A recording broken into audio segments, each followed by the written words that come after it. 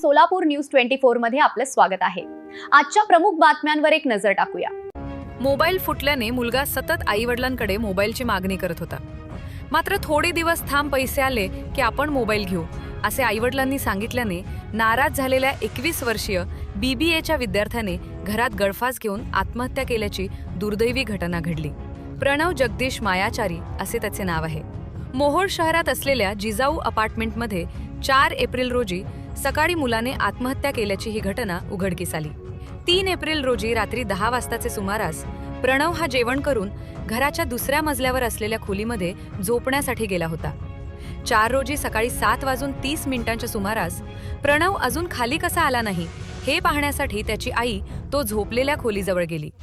त्या खोलीचा दरवाजा बंद असल्याने त्यांनी प्रणव यास आवाज दिला।